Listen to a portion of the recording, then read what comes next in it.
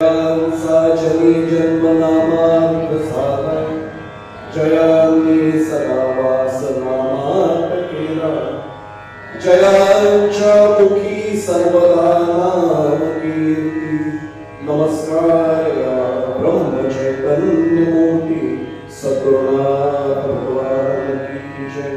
सद्गुरु श्री ब्रह्मचैतन्य महाराज की जय। राजा विराज प्रभु रामचंद्र भगवान की जय। महारुद्र हनुमान की जय। जय जय रघुवीर समर्थ।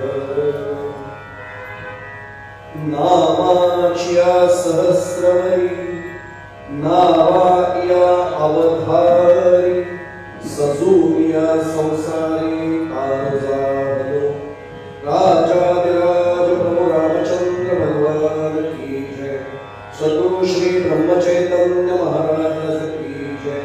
जय जय रघुवीर समर्थ।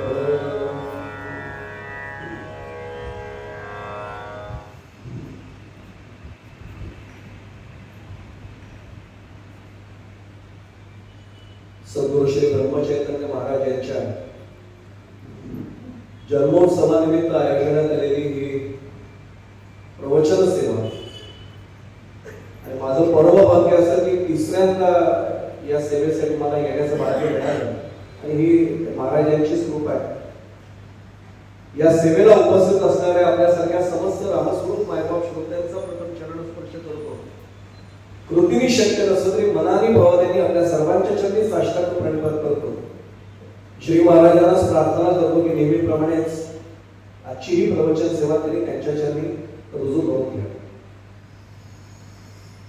मागच्या वर्षी तुकोबरायांचा एक अभंग चिंतनाला समोर ठेवला होता आणि आपल्याला सर्वांना कल्पना आहे की नाम हाच महाराजांचा आवडता विषय असल्यामुळे जन्मोत्सवाला महाराजांची सेवा करायची म्हणजे नेमकं काय करावं तर महाराजांना आवडीचा जो विषय त्याचं चिंतन करावं आणि म्हणून आज चिंतनासाठी समोर आधार म्हणून ठेवलेली ओळी ही ग्रंथराज ज्ञानेश्वरी मध्ये 12वा जो अध्याय सगुण भक्तियोग ज्या अध्यायाला आपण मानतो किंवा त्याचं नावच सगुण भक्तियोग आहे आणि महाराजांची कटाक्षाने सांगणं आम्हाला होतो उपदेशाचा भागही होता की सगुण स्वरूपातच रामांची पूजा आधी करा।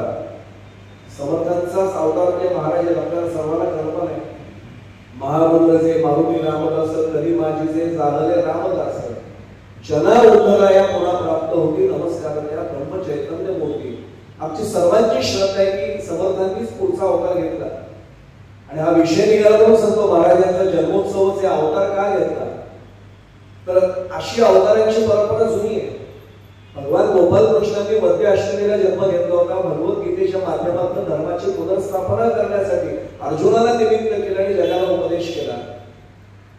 भगवान गोपाल कृष्णांच्या त्यावेळी लक्षात असं आलं की आपण संस्कृत मध्ये सांगितलेलं कदाचित समाजाला कितपत समजलंय आणि म्हणून पुन्हा एकदा मध्य अष्टमीलाच ज्ञानेश्वर महाराजांचं रूप घेऊन माऊलींच्या रूपाने पुन्हा भगवान गोपाल कृष्ण अवतीर्ण झाले आणि त्यांनी मग ज्ञानेश्वरी हा विषय निघाला म्हणून हाही मुद्दा सांगतो की आम्ही त्याला ज्ञानेश्वरी म्हणतो। महाराजांनी ज्ञानेश्वर माऊलींनी आपल्या ग्रंथाला कुठलंच नाव नव्हतं दिलं। ज्ञानेश्वरी त्यांनी म्हटलं नव्हतं ज्ञानेश्वरी नाव संत जराबाईंनी दिलं म्हणजे वाचावी ज्ञानेश्वरी डोळा पहावी पंढरी ज्ञान होय मोडा अतिमूर्ख त्या दगड असं जराबाईंनी म्हटलेलं आहे।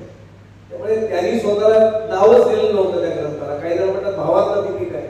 भावार्थ दीपिका हे सुद्धा आम्ही आमच्या समाधानासाठी दिलेलं नाव आहे। मग ज्ञानदेवी आहे का नामा म्हणे ग्रंथ श्रेष्ठ ज्ञानदेवी एकत्र होगी अनुभवावी ज्ञानदेव महाराजांनी नामदेव महाराजांनी ज्ञानेश्वरीला दिलेलं नाव आहे। अगदीच शोधायचं झालं तर 18व्या अध्याय संदर्भ सापडतो ज्याला आम्ही पसायदान म्हणतो त्या पसायदानाची आता विश्वात्मकी देवीच्या आदिशोभी घरी गेल्यावर काढून पहा किंबहुना तुमचे केले धर्म कीर्तन हे सिद्धीस नेले एक माझे जी ओढले पायीकपण म्हणजे फार फार तर माऊलीने याला धर्म कीर्तन म्हटले। फार फार कुठलंच नाव द्यायची गरज नव्हती पण ज्ञानेश्वरी सुद्धा का म्हटलं असं त्या विषयात मला द्यायचं आवश्यक नाहीये पण मुळात ईश्वरी शक्ती आहे आणि ज्ञान देणारी ती ईश्वरी शक्ती आहे म्हणून ती ज्ञानेश्वरी असं जराबाईंनी म्हटलं। या ज्ञानेश्वरी मधला सगुण भक्ती योग जो आहे आपला विषय चालला होता समर्थांनी सुद्धा तोच आग्रह धरला आणि समर्थांचाच पुढचा अवतार असलेल्या आमच्या श्री महाराजांनी हाच आग्रह धरला 365 प्रवचनांचं मी वाचन नाही म्हणते, अनुशीलन अनुसरण करण्याचा प्रयत्न करणारे सर्व साधक आज माझ्या समोर आहेत. आणि म्हणून मी अगदी प्रामाणिकपणे सांगतो, महाराजांनी समर्थांनीच केलेला उपदेश तो आमच्या समोर मांडलाय. सगुणाचे आधारे निर्गुण पाहायचे केले, त्यामुळे आधार सगुणाचाच घ्यायचा, मग निर्गुण निराकार. दासगणू महाराजांनी गजानन विजय ग्रंथात फार छान म्हणते की बालपण आलं नसेल तर प्रौढपण आणि वार्धक्य येईल कसं, म्हणजे मुळात बालपण हवं ना, तसं सगुणाचाच आधार घेऊन आम्हाला पुढे जायचा हा त्यातला भाग आहे. आणि अशाच सगुणाचा आधार घेतलेला सगुण भक्ती योग हा जो अध्याय 12वा, त्यातील 90 क्रमांकाची ओवी आपण चिंतनाला आधार म्हणून समोर ठेवले. ओवी एकदा आपल्या समोर सांगतो आणि मग जेवढा 1.5 तासाचा आपला कालावधी त्याच्यात जेवढा भावार्थ महाराजांच्या कृपेने सोडवता येईल तेवढा सोडवण्याचा प्रयत्न करतो. खरं म्हणजे समोर घड्याळ नाहीये, पण काळजी करू नका, मी समोर ठेवतो घड्याळ. समोर घड्याळ नसतं की श्रोत्यांनी घाबरायचं असतं, वक्त्यांनी घाबरायचं नसतं, कारण मला दिसत नाही घड्याळ असं मी म्हणू शकतो, पण आज घड्याळ समोर ठेवलंय, काळजी करू नका, वेळेची मर्यादा पाळू आपण. मी एवढ्यासाठी सांगतोय की ओवी काय नेमकी आपल्या समोर चिंतन ठेवते, चिंतनाला काय भाग पडते आपल्याला, की नामाची या सहस्रवरी नावा या अवधारी सजून या संसारी तारुदा. भगवान गोपाल कृष्णांचं मनोगत माऊली त्यांच्या शब्दात मांडतायत की अरे मी नामाच्या सहस्रवरी नौका घेऊन इथे आलेलो आहे. कारण भवसागरामध्ये तुम्ही पुढे जात असताना तुमच्या मनामध्ये भीती निर्माण होऊ शकते. आणि हे मी नाही म्हणते, माऊली भगवंताचं मनोगत त्याच्या आधीच्या ओळीत सांगतायत की 90वी ओळी त्याच्या थोडा आधी जा. भवसिंधूचे माझे कवणासी धापून उपजे तेथ जरी की माझे विहिती हर.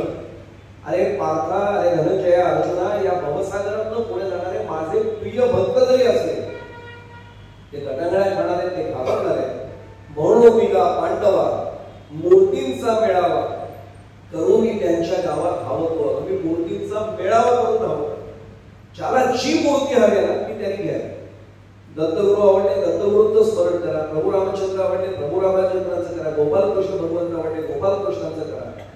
आपल्याला देव वेगळे वाटतात, भगवंत एकच आहे, ती त्याची वेगळी रूप फक्त दिसते. कालचाच प्रवचनाचा पान पुन्हा एकदा घरी जाऊन काढून पहा, महाराजांनी याचा संदर्भ कालच्या प्रवचनात दिलेला.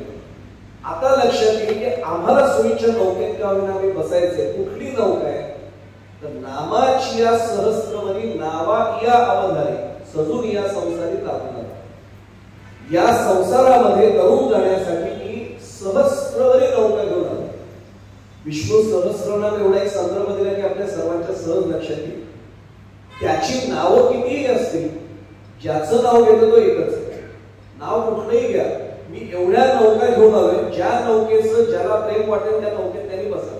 कोणाला रामकृष्णारी बरं वाटलं तरी त्या नौकेत बसा, श्रीराम जयराम जय जयराम वाटलं तरी त्याच्यात बसा, ओम नमो भगवते वासुदेवाय त्याच्यात बसा, दिगंबरा दिगंबरा श्रीपाद वल्लभ दिगंबरा त्या नौकेत. पण नौकेत बसल्याशिवाय राहू नका, कारण नौकेत नाही बसला तर मग गटागळे ठरलेले.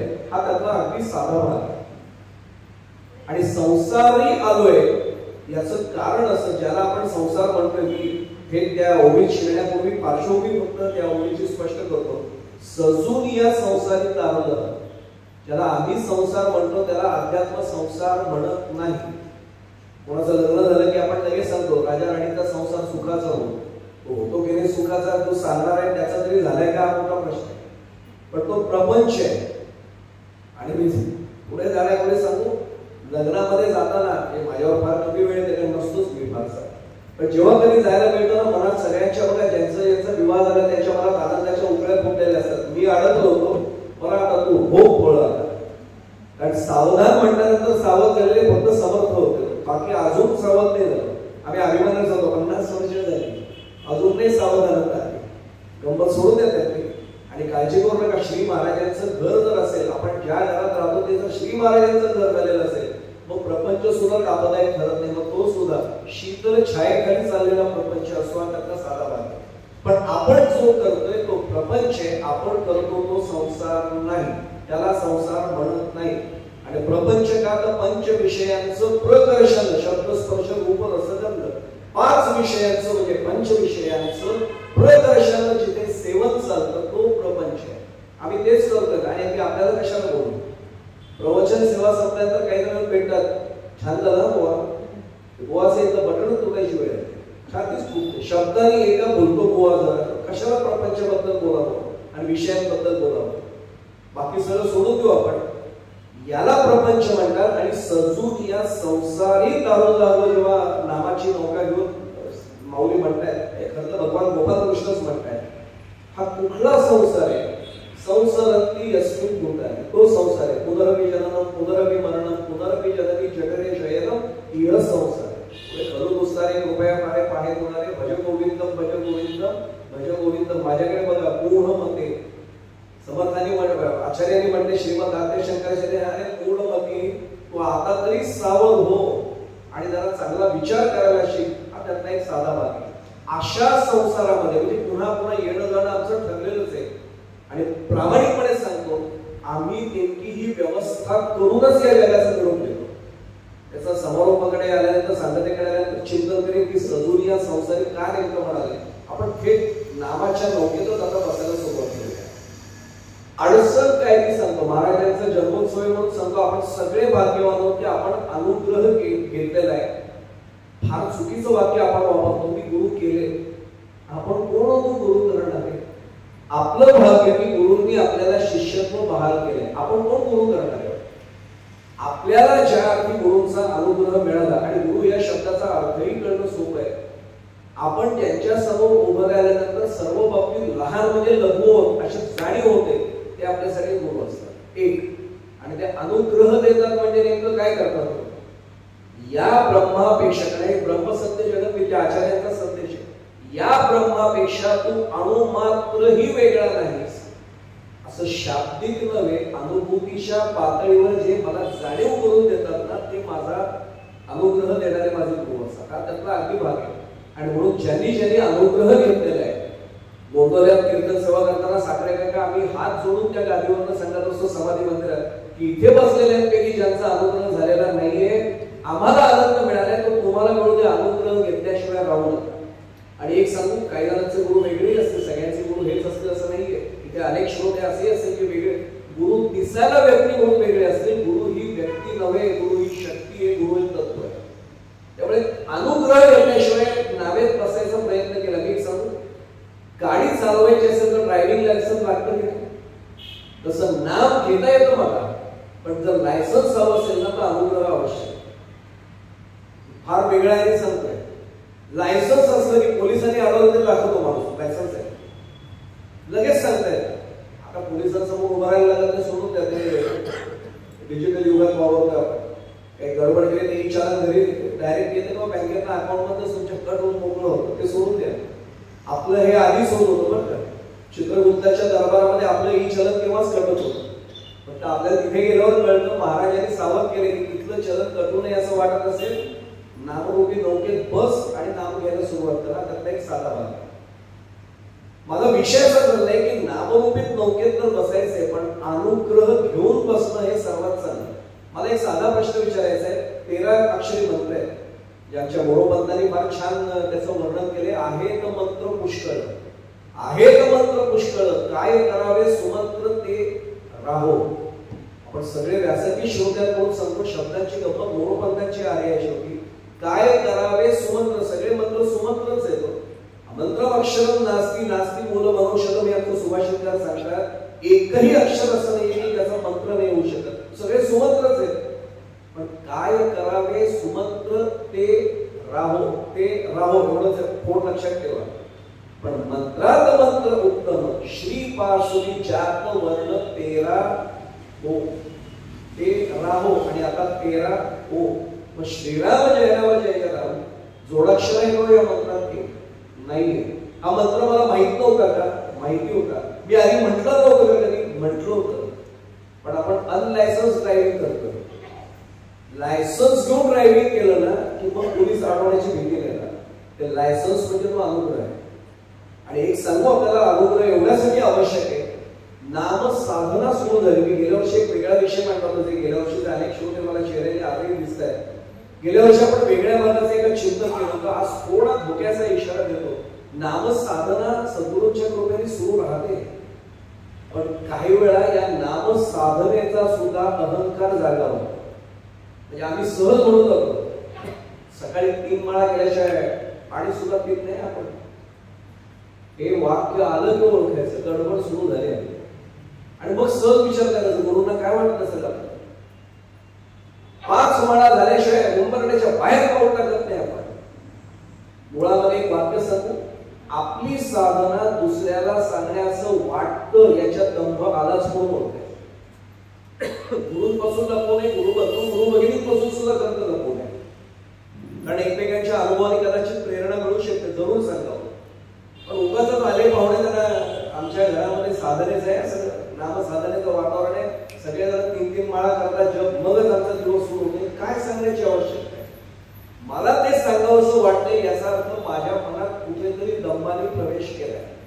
साधना ही माझ्यासाठी आहे, सद्गुरूंनी मला आदेश दिलेला आहे. आणि आम्ही काही जण, आपल्याला म्हणत नाही, आम्ही काही जण म्हणतो, अनुग्रह घेताना सांगतात किमान 1 माळ करा. आम्ही किमान शब्द विसरून जातो. 1 माळ करा, झाली 1 माळ.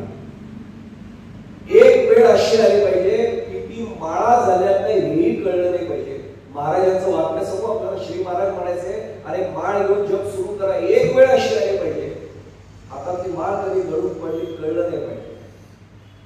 माझ्या एका मित्राने सांगितलं होतं, माझ्या हातात ते माळ लगेच गळून पडायला लागले 1 आठवड्यात. म्हटलं अरे तू फार अधिकारी आहेस, कसं काय शक्य व्हायला? तो म्हटला काही नाही म्हणे, मी बसतो जपाला, पत्नी थोडा वेळ असं करते, हो माळ खाली पडते, केव्हा गळून पडते कळत नाही म्हणते. हे आशेने गळून पडता कामा. माळ हातात नसली तरी सुद्धा सतत मनात मुखात श्रीराम जयराम जय जयराम जर सुरू असेल तर ओळखायचं महाराजांचा खरा अनुग्रह पोचला, महाराजांची खरी कृपा. त्यामुळे नामाची सहस्त्रवरी बरोबर आहे, पण मुळात अडचण अशी होते आमचा अहंकार आम्हाला त्रास देतो. हा अहंकार किती घातक आहे. आज हा विषय निघाला, मी आज याच विषयावर थोडंसं बोलतो. 3 गुण आपल्या सर्वांमध्ये आहेत. एखादा अपवाद सोडणार तर सगळे याच्यात येतातच. कफवात पित्तावर कदाचित औषध सापडेल. कफवात पित्तावर, त्रिगुणांवर सद्गुरूंशिवाय कोणाकडेच औषध नाही. तो दवाखाना फक्त आपल्या सद्गुरूंच्याकडे असतो. सत्व गुण, रजोगुण आणि तमोगुण. पूजनीय विनोबाजींचं वाक्य आपल्याला सांगतो. पूजनीय विनोबा म्हणायचे की तमोगुणामुळे होणारा अहंकार परवडला. तमोगुणामुळे होणारा अहंकार परवडला कारण कळतो, कारण तो माणूस असा भडकू डोक्याचा असतो, भडकू प्रवृत्तीचा असतो. आपण कोणाचं ऐकूनच घेत नाही. प्रवचनाच्या गादीवर त्यामुळे मर्यादा पाळावी लागते. राष्ट्रपतीच्या वडिलांना पण आपण ऐकून घेत. हा जो अहंकार आहे तमोगुणामुळे होणारा. विनोबाजी म्हणायचं तो परवडतो कारण कळतो. माणूस रागीने त्यालाही कळत असते मी फार रागवत आहे. तो एक वेळ कळतो. कदाचित वरची कृपा झाली, सद्गुरूंची कृपा झाली, तो अहंकार गळू सुद्धा शक्य आहे. मग दुसरा आहे रजोगुणाचा अहंकार.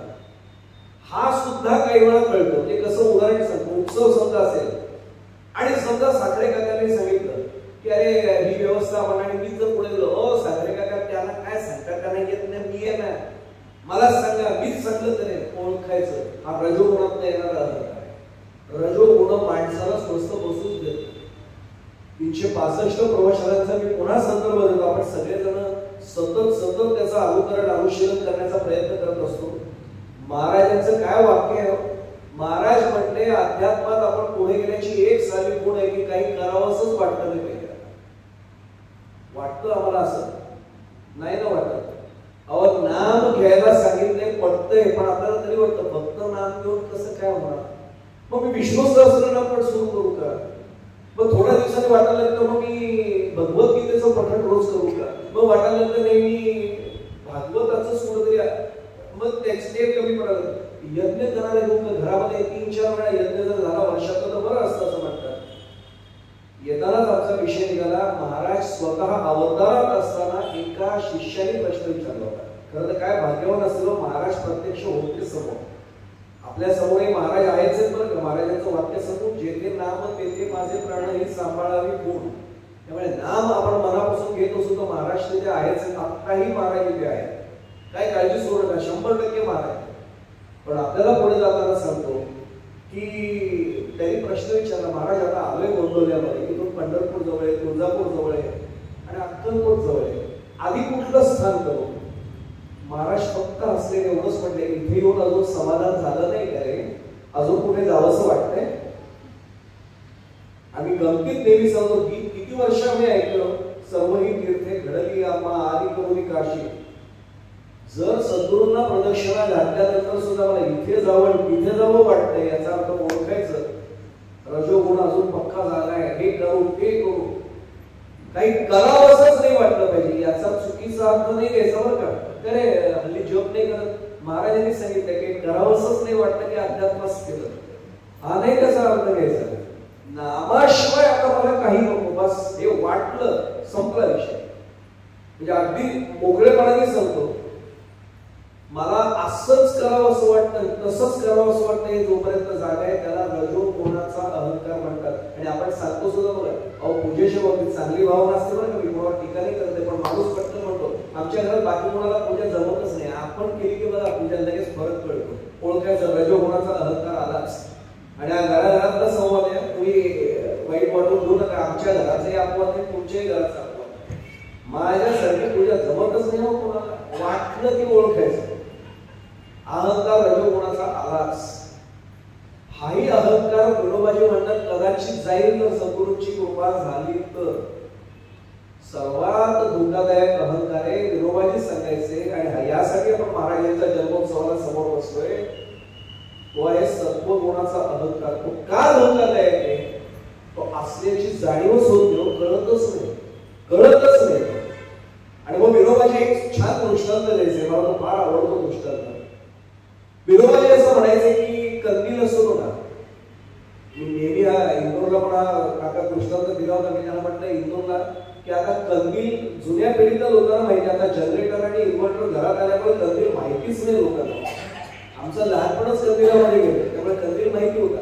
आता सांगितलं कंदील तर तरुण पिढी म्हणते आकाश कंदील म्हणताय का, मग सांगावं लागतं अरे कंदील वेगळा आकाश कंदील वेगळा. आता कंदील फक्त एका राज्यात निवडणूक चिन्ह म्हणून राहिलाय फक्त, तोही लोकांनी मागेच टाकलं. काय करायचं, लोकांना कंदील नकोय आता. मी एवढ्यासाठी सांगतोय की विनोबाजी म्हणायचे तर कंदिलाच्या 3 घटकांमध्ये एकदा भांडण वाद झाला. ते केरोसिन जे होतं, रॉकेल ज्याला आपण म्हणतो, ते म्हणायचं अरे मी स्वतः जळतोय म्हणून सगळ्या जगाला प्रकाश मिळतो. हा सत्वगुणाचा अहंकार आहे, वाईट काहीच नाही का, तो खरंच आहे, तो जळतोय स्वतःचं बलिदान देतोय, तो समर्पण करतोय. ती वाद म्हणली वेड्या, अरे तू नुसता असं तुला पेटवलं तर भडका झाला असता. मी आहे म्हणून जगाला प्रकाश मिळतोय, त्याचं सगळं पेटलं असतं घरात. मी स्वतः जळते म्हणून जगाला प्रकाश मिळतो. तू नसतास ना तरी थोडा वेळ का होईना वाद तेवढी जळते, तेवढा प्रकाश मिळाला असता. पण केरोसिनला ती म्हणते तुझ्यामुळे नाही माझ्यामुळे प्रकाश आहे. काच हसते आणि ती म्हणते मूर्खांनो, वाऱ्याने तुम्ही दोघे विजत असतात, मी आहे ना म्हणून जगाला व्यवस्थित प्रकाश स्थिर अवस्थेत मिळतो. मग विनोबाजी पुढे म्हणतात काही दिवसांनी या काचेवर काजळे जमाव आणि आपला प्रकाश प्रखर असून सुद्धा तो बाहेर येत नाही. मी लहानपणी हे केलेले बरं का, म्हणून मुद्दामून सांगतो. एक काच काढायचो आम्ही आणि मग ती पुसायचो. मला अजून लक्षात आहे, ओगले लिहिलेले असायचे त्या काचेवर, ज्यांनी कंदील वापरले त्यांना माहिती आहे. आता खरं सांगतो हे उदाहरण हे तुमच्याकडनं देणंच मुश्किल झालं. पाहिलेच नाही तर मुलांचा काय दोष आहे. ते ओगले ग्लास लिहिलेलं असायचं, मग ते छान असं पुसायचो. आई 10 वेळा सूचना द्यायची, पाडशी ना तोडशी ना, जपून हळू जोर लावू नको, ते व्यवस्थित पुसायचं. मग ती काच म्हणायला लागते मूर्खांनो. आता बघा पुन्हा माझं विनोबाजी म्हणायचे, मग मध्या काळात काय आलं होतं, त्या काचेलाही अहंकार आला होता. आता तो अहंकार सर्व गुणाचा आहे, त्यामुळे तो गेला असं तिला वाटलं, पण आता ती काच नकोय ती स्वच्छ झाली. त्यामुळे त्या प्रकाशाकडे लोकांना बघवेनच झालं, लोकांना असं बघायला लागतंय. कागदाचा तुकडा तरी घ्यायला लागतो तर हाताचा आडोसा, कारण तोही प्रकाश सहन होत नाहीये. सत्व गुणाचा अहंकार हा असा. जग करायला बसायचं असेल ना, माझ्याकडे बघा. मी नाही सांगत आहे माझ्याकडे बघूच नका, मी काही आदर्शच नाही. पण लोक असं सांगायला सुरुवात करतात, हा सत्व गुणाचा अहंकार. अनुग्रह एवढ्यासाठी आहे. अनुग्रह घेतलेला मनुष्य काय म्हणतो पटकन, बसण्यापूर्वी चक्र म्हणतो, सद्गुरू माझ्याकडून जप करून घ्या ना तुम्हीच. मग आपल्याकडनं जर जप होणं त्याचा आनंद वेगळा असतो आणि मग आपल्या मनात भावना एकच राहते, ते करून घेत आहेत म्हणून जप होतो. मी नाही करत आहे, यासाठी अनुग्रह हवा. अनुग्रह मिळणं याचा सोप्यातला सोपा मागाशी सांगितलं, ड्रायव्हिंग लायसन्स मिळालं की मग गाडी सुरक्षितपणे चालवायला चांगला शिकल्याशिवाय लायसन्स मिळत नाही. तसं व्यवस्थित जग करतोय अशी खात्री वाटायला लागली की मग सद्गुरू आपल्या प्रांगणात येतात. आपण नाही सद्गुरूंना शोधायला. आणि हा विषय निघाला होता, महाराजांचा जन्मोत्सव आहे, महाराजांचं थोडं स्मरणही करूया. मी नेहमी विचार करतो, महाराजांना तुकाबाई सद्गुरू मिळाले होते, असं जर महाराज आमच्याशी वागले असते तर मी बहुतेक गोंधळात गेलो तरी नसतो, गेलो सगळं पळूनच जातो. कानोपा चरित्र 12 वर्षाचा गणू बाहेर पडतो, मला सद्गुरू पाहिजेत म्हणून म्हणतोय. कुठे मिळतील, कुठे मिळतील? माणिक प्रभूंच्याकडे गेले, देव मामलेदारांकडे गेले, स्वामी समर्थांकडे गेले. स्वामी समर्थांनी तर महाराजांना 12 वर्षाचं वय मुलाला मांडीवर बसून घेतला, आशीर्वाद दिला आणि सांगितलं, बाळा खूप उंचीला पोहोचणार आहेस तू, तुझ्याकडनं आध्यात्मिक कार्य मोठं होणार आहे, पण तुझा गुरु मी नाहीये. वरती गाठ बांधून ठेवलेली, जसं पती पत्नीची गाठ वर आहे असं आपण म्हणतो ना, त्याच्याही आधी शिष्य गुरुची गाठ वरती बांधलेली असते. तुझे गुरु दुसरे आहेत, तुला योग्य वेळ आली की गुरु भेटतो, पण मी नाही तुझा गुरु. आशीर्वाद येत मला. आणि मग रामदासी बुवा भेटले आणि त्यांनी सांगितलं, अरे तुकाबाई नावाचे तुझे गुरु आहेत, अमुक अमुक ठिकाणी राहतात आणि हा मुलगा एकटा 12व्या वर्षी जंगलात गेला. मला जर कोणी सांगितलं तुझे सद्गुरू ते गोंधळत नाही, ते महाराज आता तिकडे जंगलात राहतात, किती लांब आहे? पहिला मी प्रश्न विचारतो, किती लांब आहे? एसीची सोय आहे का? राहण्याची काय धर्मशाळा वगैरे आहे का? एसी रूम आहे का नॉन एसी रूम आहे? आणि याचं काय? मी गेलोच नसतो. 12 वर्षाचा मुलगा सद्गुरूंच्या शोधात निघतो आणि सद्गुरू तुकाबाई अवलिया बाबा होते. डोंगरात वरती त्यांना समजलं होतं हा येतोय म्हणून, मुद्दामून थांबले. कोणीतरी काही तासांनी वर जाऊन भेटून सांगितलं, अहो तुम्हाला भेटायला एक मुलगा आलाय, तुमची वाट बघतोय डोळेपाशी. थोडा वेळ आले, सद्गुरू तुकाबाई हातात मोठी काठी होती, दांडको म्हणा काही म्हणा, जंगलच होतं. आणि आले खाली एवढंच म्हणले, कोण आहे तू? थांब तुझा जीव घेतो. मी घाबरून पळून आलो असतो ना. महाराज धावत गेले आणि चरणावर लोकांकडे घातले, सांगितलं तुम्ही काय जीव घेता? महाराज तीच माझा जीव तुमच्या चरणावर देतो. आम्हाला त्याचा आध्यात्मिक अर्थ कळाला पाहिजे. तुझा जीव घेतो म्हणजे तुझ्यातला अहम मी काढून घेतो. आणि महाराजांनी स्वतःच्या अहमचा बळी सद्गुरूंच्या चरणावर दिला. मी हा जीव देतो. ब्रह्मानंद महाराजांचं काय वेगळं उदाहरण, षटशास्त्र संपन्न असे गाडगोळी कुटुंबातले अनंत शास्त्री. या अनंत शास्त्रीची जेव्हा खोंगाट पडली की हेच सद्गुरू आहे, दत्तगुरूंनी हे दिलेला होता, ज्याला काय म्हणू आपण दृष्टांत दिलेला होता की तिथे तुझे सद्गुरू आहे. पहिल्यांदा जाऊन परत आले. आपण गोंधळात रोज ते पद म्हणतो, तो मुलांमध्ये बसे तो स्त्रियांमध्ये असे, पण ऐसा निर्विकारी जगी नाही पाहिला. पहिल्यांदा विकल्प आला ना मला, हे माझे सद्गुरू आहे. परत गेले, पुन्हा दत्तगुरू सांगितले, वेड्या तेच तुझे सद्गुरू आहे. आणि मग जे आले चरणावर, जे ब्रह्मानंद महाराजांनी मस्तक ठेवलं, उचलायला तयार नाही. महाराज म्हणतात, तरी वेड्या मस्तक उचल, यातनं सगळं काढून घेतलं म्हणा, मग मस्तक उचलतो. ब्रह्मानंद महाराजांना कळलं गुरुला शरण जाणं म्हणजे काय हे आहे ना, आता माझं नाही. आणि म्हणून आपल्याला प्रसंग माहिती, ब्रह्मानंद महाराजांना त्यांच्याच बरोबरचे 6 देही आले होते, जेही वेदशास्त्र संपन्न यांच्यासारखेच होते, अनंत शास्त्री सारखे. आता ते अनंत शास्त्री राहिले होते. ब्रह्मानंद महाराजांनी नामकरण केलं होतं. महाराष्ट्राला प्रेमाने बुवा म्हणायचे. आणि ब्रह्मानंद महाराजांना गाठल्याने सांगितलं, अरे तुझे सद्गुरू आहेत ना, तू स्वतः हे आहेस ना, मला एक काम कर ना, या वेदांमधल्या रोषांचं थोडंसं अडचण निर्माण झाली. काय उत्तर दिलं सर ब्रह्मानंद महाराजांनी? महाराजांच्या जन्मोत्सवात आपण बसलोय, माझ्या मनात त्यांचा शिष्य म्हणून ही भावना आली का? माझा स्वतःचा प्रश्न आहे स्वतःच्या मनाला. ब्रह्मानंद महाराज म्हणले, सांगितलं असतो, पण काय करू, माझी जीभ मी आता रामाला विकली, आता मी काहीच नाही बोलू शकत. स्वतःचा वेदशास्त्र संपन्नतेचा वाटचालीचा प्रवासाला पूर्ण विराम दिला. आणि फक्त महाराज आणि त्यांनी शर्मा महाराज ते म्हणजे तुम्ही जाऊन भेटाय का? आणि महाराज स्वतः काय म्हणायचे, मला यातलं काही येत नाही हो. आणि प्रवचनाच्या पुस्तकात काढून पहा, वेदशास्त्र संपन्न ब्राह्मणांना जो उपदेश केला ना महाराजांनी, काय बीजमंत्राचं महात्म्य सांगा हो. ओंकार शिवाय बीजमंत्र कुठलाही मंत्र सुरू नाही होत. आणि मग ती पुढची सगळी दिली, जो स्वतःला अज्ञानी म्हणवतो त्याच्या इतका ज्ञानी या जगात कोणी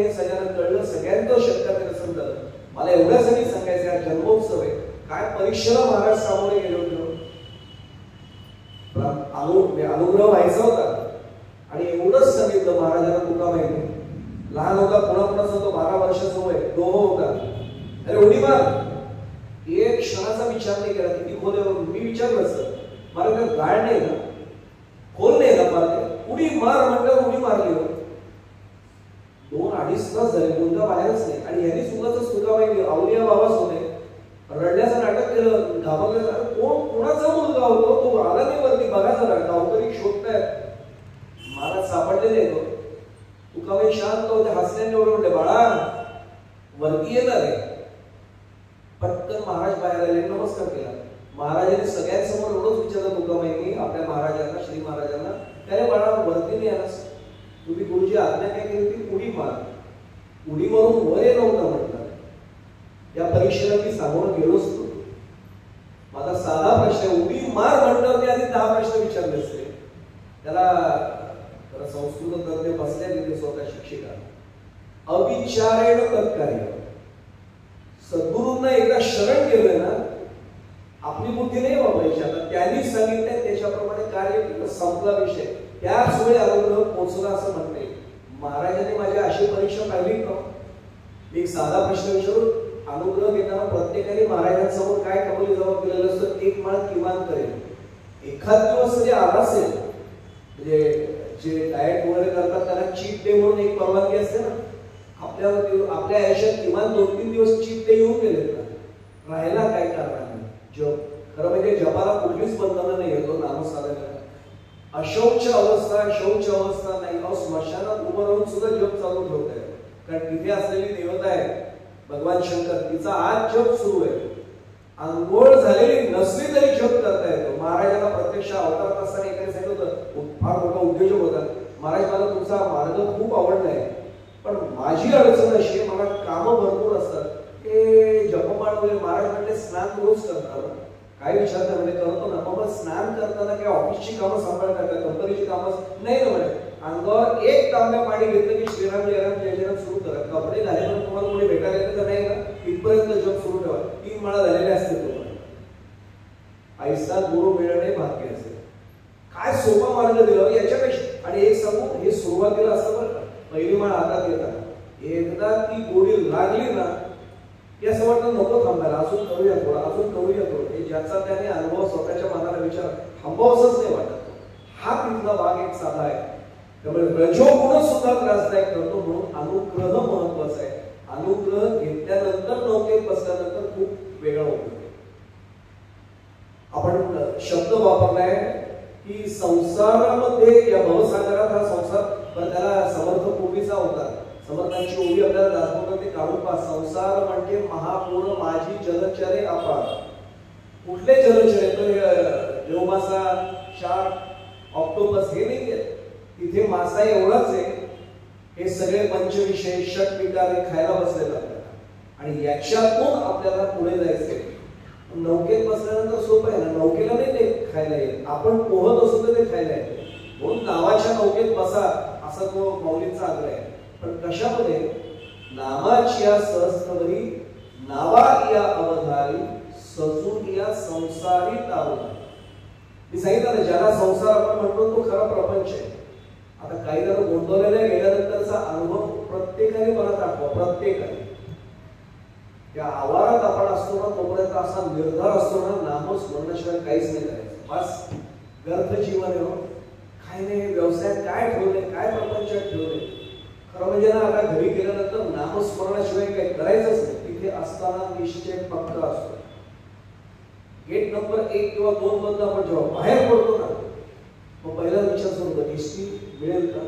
आपली गाडी पार्किंग एरियातला ड्रायव्हरने आणली ना, हे नीट घ्या. त्याबद्दल मग आपण एक काम करूया ना, सातारा मार्गे जाऊया का लोणंद मार्गे जाऊया.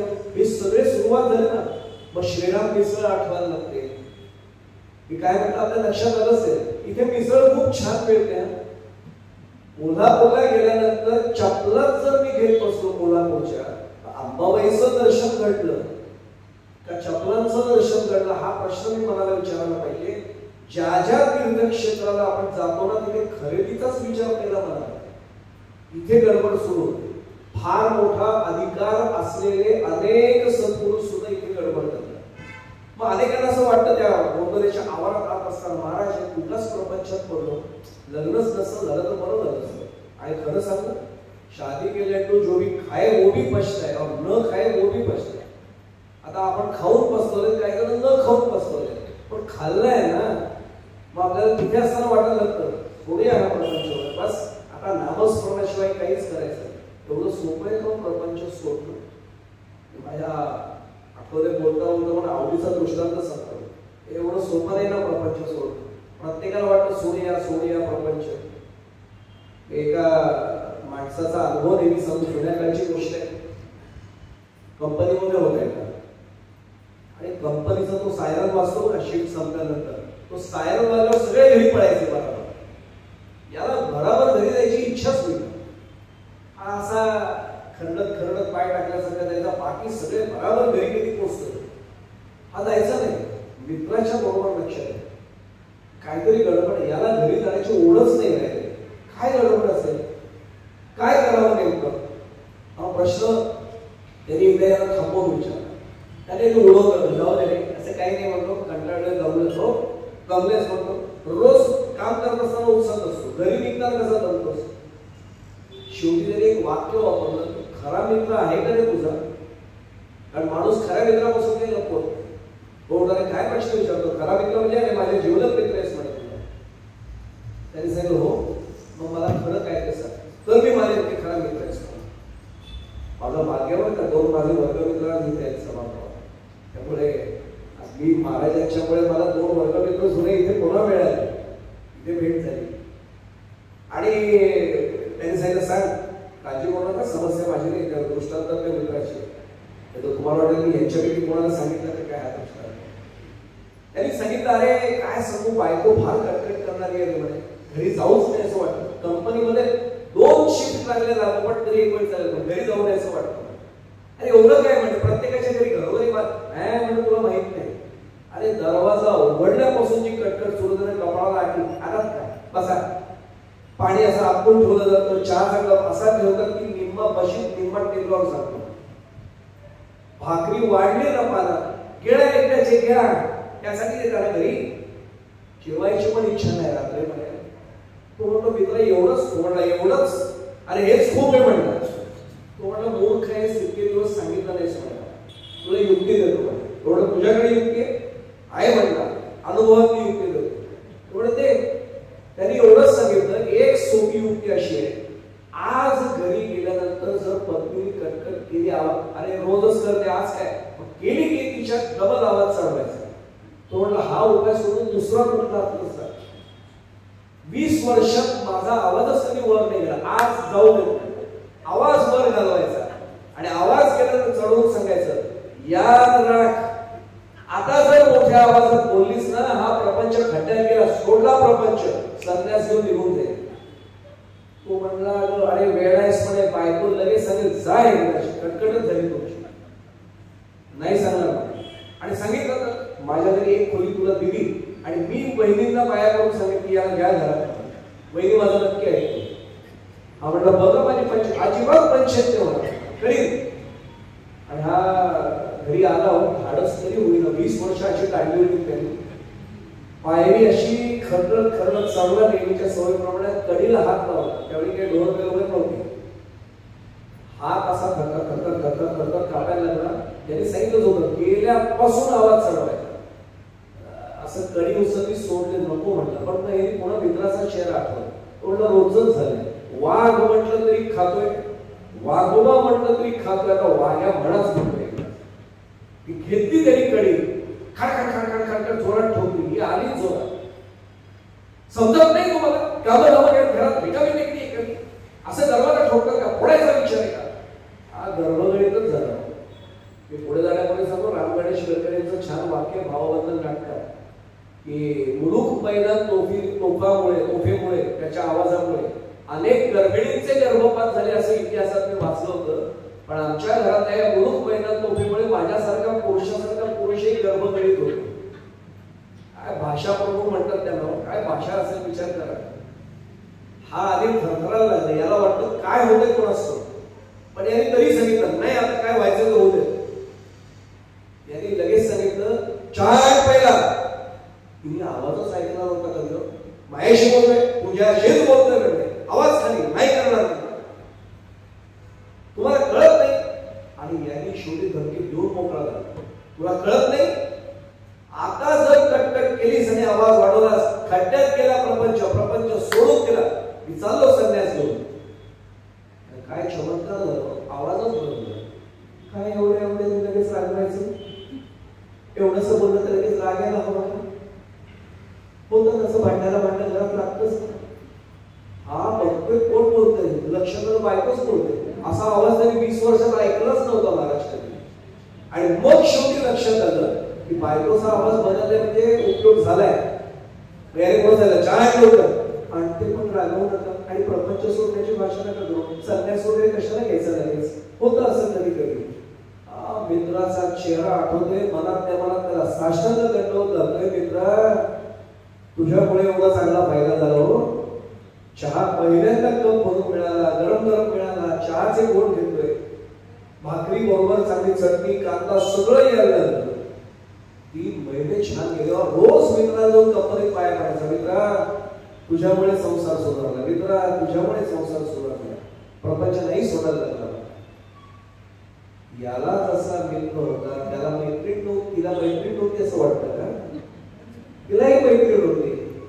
एक दिवशी तिला म्हणाली, अगं तुझा आदर्श घेऊन आम्ही आमचा प्रपंच चालवला, तू वाघीण चांगली, तुझी शेळी कशी झाली, बकरी कशी झाली? ती म्हणजे अरे तुला माहित नाही, यांनी मला सांगितले, धमकी दिले, प्रपंच खड्ड्यात गेला, प्रपंच सोडून देईल, मी तर संन्यास घेऊन निघून जाईल. मूर्ख म्हणजे 3 महिन्यापूर्वीच मला सांगायचं. अरे बोलेल तो करेल काय, गरजेल तो पडेल काय, असं काही नाही. तुला नाही माहिती, आता खूप रागावून बोलले, प्रपंच खड्ड्यात गेला म्हणते. चल म्हटले, तिला बाजारात घेऊन गेली होती. एका दुकानात गेली, ट्रेडमरीचं दुकान असतं ना, काही नाटक वगैरे बसवायचं असेल की ते वेशभूषा करण्याचं दुकान असतं. 1 दिवसाचं भाडं घे आधीच ऍडव्हान्स, 1 दिवस करणार आहे, डिपॉझिट घे, संन्याशांना सगळा वेश दे. तो आपला सवयी विचारतो, नाटक वगैरे कर, तुला काय करायचं, तुला भाडं मिळालं, डिपॉझिट मिळालं, 1 दिवसाचा ड्रेस दे, कमंड पासून दंडापर्यंत महाराज सगळं घेतलं. आणि तिला एवढंच वेगळं हे ठेव आतमध्ये लपवून. आज जेव्हा तो म्हणेल ना तुझा नवरा प्रपंच सोडतो आणि संन्यास घेतो, लगेच देतो आणि त्याची माफी मागते. 3 महिने तुमचे मी वाया घालवले, आता जा. तुला माहित नाही म्हणजे ते भडकलेले खरंच जातील. ते गेलेल्या भाऊजींच्या मी पाय पडून त्याने घेऊन तू नको काय बोलतच. ही धाडस करते. रोजच्या सवयीप्रमाणे तो ही आज जरा वेगळीच असते. समजत नाही का तुम्हाला? आवाज करताय जोरात, हे आवाज खाली येतं, प्रपंच सोडून निघून जाईल. थांबा जरा, परिणाम आहे ना. हे हळू बोलते, आज झाले पिशव्या जाऊन समोर त्या टेबलावर होते. साहित्य आणले सर, अशुभस्य कालहरण, शुभस्य शीघ्रम, अशुभस्य कालहरण. आतापर्यंत क्षमा करा स्वामी, तुमच्या संन्यास धर्मामध्ये संन्यासाश्रमात मी व्यत्यय आणला. आता निघून गेला तरी चालेल, काही काळजी होणार, सगळं साहित्य शोधायची पण गरज नाही. त्याला वाटतं चेष्टा करत असेल. मी काय तुला नाही स्वामी, आता नका करू. तुम्ही हे पाप नाही आता सहन करा, माझ्याकडनं आधीच पाप घडले. आता बोलून तो बसला होता, अंगावर तो पोशाख चढवला, कामावर आला होता, चहा, संन्यासाला चहा कुठे लागतो? संन्यास धर्म सुरू झाला, सगळंच बंद, खाणं बंद, हे बंद. आता कामावर न जमून आला होता. पूर्वी जंगलात घर असायचं, त्यामुळे पायवाट सगळी जंगलाचाच रस्ता. निघाला, त्याला वाटलं निघता मागे पुन्हा हात घेईल, राहू दे. बायको आज हातावरच भेटली. ती म्हणजे एकदा काय ते होऊन जाऊ. आणि हा निघाला, वाटेने पुढे गेला, केवळ रातकड्याची सुरू होती. हा शेवटी कंटाळून एका ठिकाणी बसला. तिथे मुंग्या मुंगळे सगळे त्या अंगावर चढायला लागले, चिंट वगैरे होती, पाखरं होती, रातकड्यांचा आवाज होता. म्हटला कुठे या मित्राचं ऐकलं, घरात अर्धा कप चहा गिळा म्हणून त्याला भाकरी मिळत होती. आता इथे काय मिळणार आहे? जेवढ्या डोळे चमकताना दिसले, त्याला वाटलं वाघ कोणता लांडा असा काय आला काय, पटकन उभा राहिला तर म्हैस होती. म्हैस जवळ आली तरी मार्गाला ओळखलं, म्हशींना वगैरे या प्राण्यांना रात्री दिसतं, याला अंगण घासायला लागले, आधारच वाटला, शिरतोच पकड. आता ती म्हण कळेल मराठीत, अगं म्हशी मला कुठं द्यायची, कुठं दिलं, घराकडे आणलं बरोबर. आवाज ऐकला, दरवाजा उघडला, लक्षात आलं म्हशीच्या मागे मसोबा पडा. ओळखलं, संन्यास संपला एका रात्रीतच. एका रात्री ते 1.5 तासातच संपलं. त्यांनी उतरवली वस्त्र, घ्या केळा एकदाचे, मोठा प्रपंच सोडणारे संन्यास घेत आहे.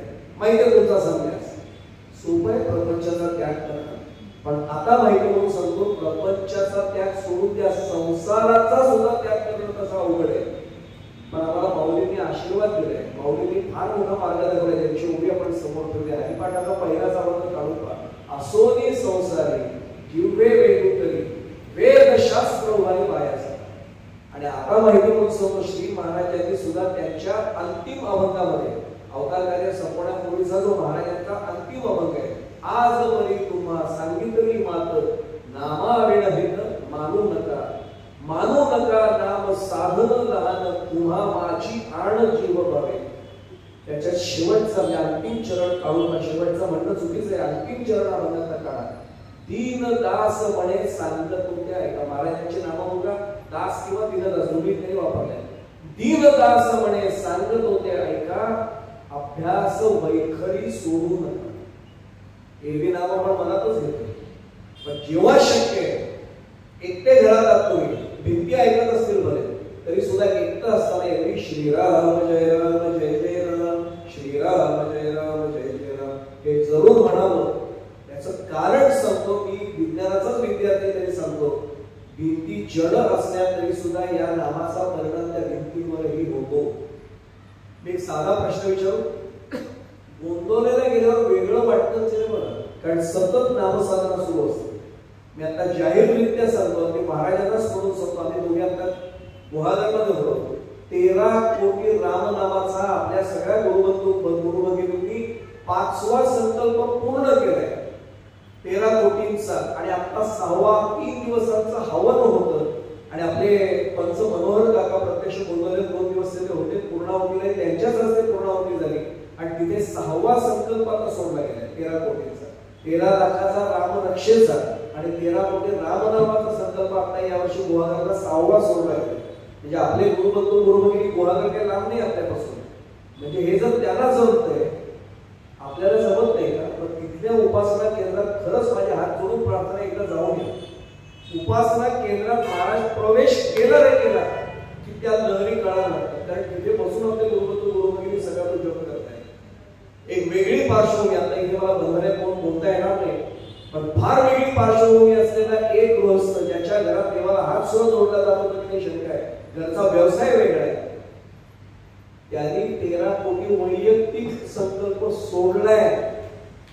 आणि काही लाखांचा जप त्याचा आतापर्यंत पूर्ण झालाय. त्याला मनोहर काकांच्या हस्ते, आपल्या पंचांच्याच हस्ते त्याला महाराजांची मूर्ती आता त्याला प्रसाद म्हणून भेट देण्यात आली.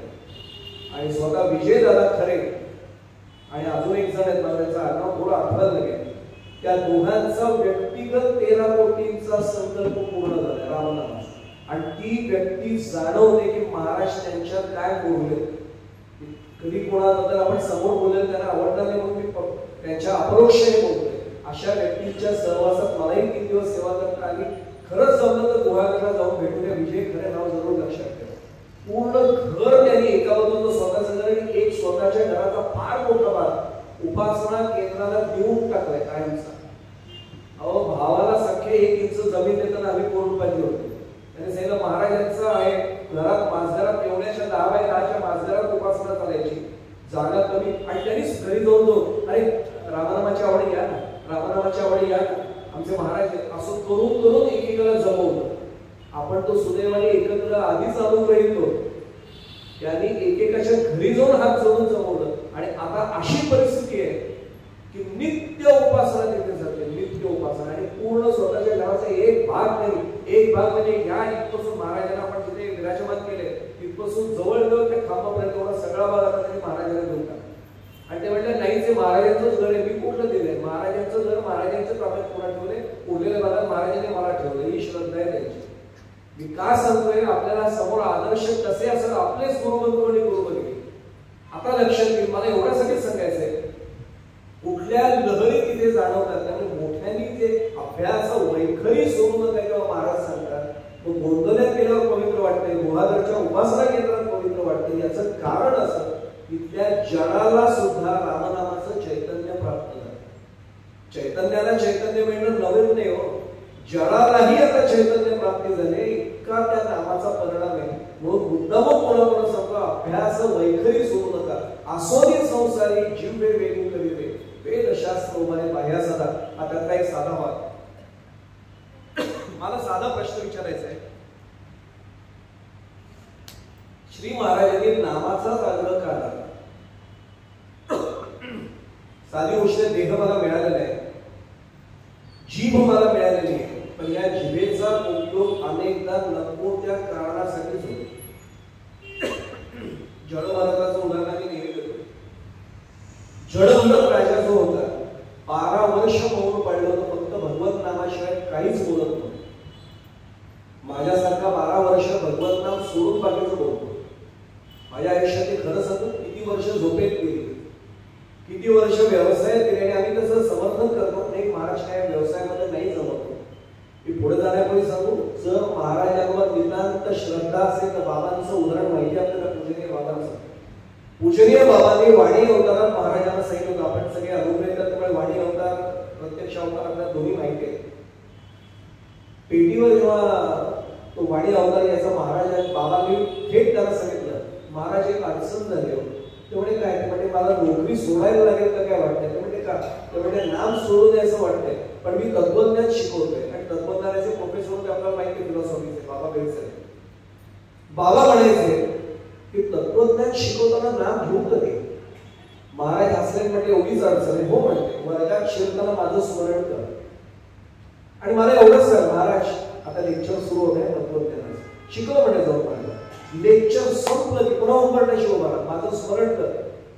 आणि तिथे एवढं सांग महाराज लेक्चर संपलं नाम सुरू करतो. बाबांनी अभावितपणे विचारलं म्हणजे काय होईल असं केलं नाही. अरे म्हणजे काय होईल, ते 45 मिनिटं तू शिकवेपर्यंत तुझं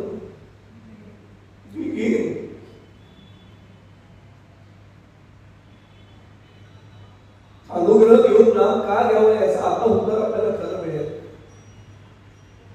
आपलं नाम आपल्या कामात असताना जर त्याला श्रद्धा पटलेली असेल तर ते म्हणतात उरलेल्या वेळात मी नाम घेईन. म्हणून महाराजांचं वाक्य सांगू आपल्याला. महाराज नेहमी सांगायचे की झोपताना सुद्धा मनाला नामात भिजवावं, बाबा नामात निजवावं. आणि जाग आल्यानंतर पुन्हा मनाला नामातच भिजवावं, नामात भिजवावं. ते भिजवावं आणि भिजवावं म्हणजे काय होईल, हळूहळू झोपेत सुद्धा नाम थांबत नाही. मी आपल्याला एक साधा भाग सांगतो. मला एकाने विचारलं होतं की असं खरंच शक्य होतं का. त्याला तुकाराम महाराजांनी प्रमाण केले. तुकाराम महाराजांचं त्याला प्रमाण आहे, पडले वळण इंद्रिया सकळा भाव तो निराळा नाही तुझ्या. एकदा इंद्रियाला वळण लागलं ना दुसरा भावच मनात येऊ शकत नाही. मनाला फक्त वळण लागणं हेच भाग आहे. आणि साधा भाग आहे आपण शब्दच्छल वाटेल. नाम केव्हा स्थिर होतं, नामाला उलट करा मना. याला वळण लागलं की नाम येणारच आहे. फक्त नाम केव्हा घ्यावं, किती घ्यावं, त्यांचा दास होऊन घ्यावं. पुन्हा या शब्दाला उलट करा, दास उलट केलं की सदा. नाम किती वेळ घ्यावं, सदा घ्यावं. मग सदा घेण्यासाठी पुन्हा त्यांचाच आशीर्वाद हवा. त्यांना शरण केल्यानंतर हळूहळू अशी कृपा होते, नामाशिवाय दुसरं काही घ्यावंच वाटत नाही, करावंच वाटत नाही. ही अवस्था आली. महाराजांचं वाक्य सांगू पुन्हा 365 प्रवचनातलं. हाडीताप झालेल्या रोग्याला खडीसाखर खायला देतात. किती वेळ देतात, ती गोडी लागेल नाही त्याला कळतं त्यावेळी. इथपर्यंत घ्यावं नाम. पुन्हा महाराजांचं वाक्य सांगतो, सुरुवातीला आपण नाम घ्यावं, नंतर नाम आपल्याला सांभाळतं. आणि मला रावत नाही म्हणून पुन्हा मी सांगतो, एकच त्याला नाटकामध्ये राम गणेश गडकरींचंच वाक्य. खूप जण साहित्य क्षेत्राचे अभ्यासक समोर आहेत. त्यांनी ते दारूच्या संदर्भात म्हणजे आपण दारू शब्द काढूया, नाम शब्द फक्त टाकूया. त्यांनी ते व्यसनमुक्तीसाठी लिहिलेलं नाटक आहे. सुधाकर त्यात प्रमुख भूमिका दाखवल्या. ज्याने ते एकच करा नाटक पाहिजे त्यांना पाहिजे वकील असतात. सिंधू बिचारी पतिव्रता तिची पत्नी आणि रामलाल त्याचा सख्खा मेवणा. रामलाल शेवटच्या अवस्थेत सुधाकरला सांगतो, सुधाकर आता तरी सुधार. कारण डॉक्टरही माहिती त्याच्यात एक गंमतशीर प्रसंग दाखवला. एक नाडी परीक्षा करतो, एक स्टेथोस्कोपी तपासतोय, ॲलोपॅथी आणि आयुर्वेद दोघांबद्दल तो वादही छान दाखवलाय. पण त्यावेळी तो रामलाल ते डॉक्टरनी माहिती लिहून दिला सांगतो, सुधाकर आता तरी सुधार, अरे सोड ही दारू आता. सुधाकर एक वाक्य सांगतो, रामलाल तुला कल्पना नाही, दारू पिणाऱ्या माणसाच्या आयुष्यात 3 अवस्था येतात. मी पुन्हा पुन्हा सांगतोय, दारू तो शब्द काढा आणि नाम तिथे टाका. फक्त आपल्याला त्याचं महत्व आहे सिद्धांतासाठी. दारू पिणाऱ्या माणसाच्या आयुष्यात 3 अवस्था येतात. पहिल्या अवस्थेत माणूस दारूला सोडतच नाही, जिथे मिळेल तिथे प्यायला जाईल. दुसरी अवस्था अशी येते, दारू माणसाला सोडत, तो कुठेही गेला तरी कोणतंही त्याला गाठपणी घेत असं सांगतो. आणि तिसरी अवस्था येते ना, ते दोघे एकमेकांशिवाय राहू शकत नाही. रामलाल आता माझी तिसरी अवस्था आहे, आम्ही दोघे आता एकमेकांशिवाय राहू शकत नाही. अनुग्रह घेतल्यानंतर सुरुवातीच्या अवस्थेत आपण नामाला सोडू नये. दुसरी अवस्था अशी येते, नामाने आपल्याला सोडता कामा नये. आणि तिसरी अवस्था लवकरात लवकर अशी आली की दोघे एकमेक नामधारक आणि नाम राहू शकत नाही वेगळे. मी पुन्हा श्री महाराजांचं वाक्य सांगू आपल्याला, काय महाराज बोलले हे आपल्याला खरंच सांगतो. अशा प्रकारचा अनुग्रह मिळाल्यानंतर आपण जेव्हा नामसाधनेत राहतो ना, आपली नामसाधना वाया जाऊच शकत नाही. महाराजांनी सांगितले की अरे नाम घेणारा आज शांत आहे. शांत म्हणजे ज्याला शेवट आहे, शांत. पण ज्याचं नाम घेतो तो कोण आहे? अनंत आहे. पण शांत जेव्हा अनंताचं नाव निष्ठापूर्वक घ्यायला लागतो, दृढतापूर्वक घ्यायला लागतो, एक क्षण असा येतो की शांताचं अवस्थांतर अनंतातच होऊन जातो. म्हणजे आपण रामस्वरूप होऊन जातो. इथपर्यंत आपल्याला पोहोचायचे. आज जन्मोत्सवाच्या निमित्ताने पहिली गुणगाठ ती मनात बांधायची. एक माळ किमान करा सांगण्याचं काम त्यांनी केलं महाराजांनी. आणि महाराष्ट्र किती वेगळं नम्रता घ्यावी. म्हणजे मी नेहमी सांगतो, एवढी घेऊन आपण आपल्या संसारात कोणासाठी घेतले का दाखवा. महाराज सांगायचे, रामाच्या घरात भिकारी असतो की नाही, त्याच्या हातावर तुम्ही 1 रुपया ठेवून आत जाता ना. महाराजांचं वाक्य असं होतं की रामाच्या घरात भिक्षेकरी असं समजा, माझ्या हातावर 1 माळ करतोचा जप संकल्पाचा ठेवा आणि मग रामाच्या दर्शनाला हात जा.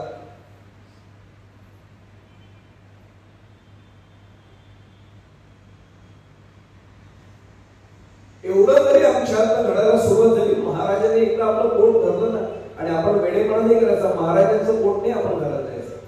आपला हात आपण महाराजांच्या हातात द्यायचा. याचं कारण असं, आपण त्यांचा हात धरला ना तर व्यवहारात चालताना कधी सुटेल कळणार नाही.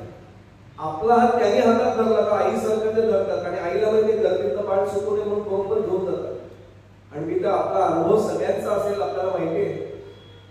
अनेकदा असं घडतं की आपण निष्ठेने नाम घेणारे आहोत, सगळे नामधारक आहोत, महाराजांची कृपा आहे, पण तरी सुद्धा व्यवहारात एखादी अडचण अचानक पाहुणे येऊन बसतात.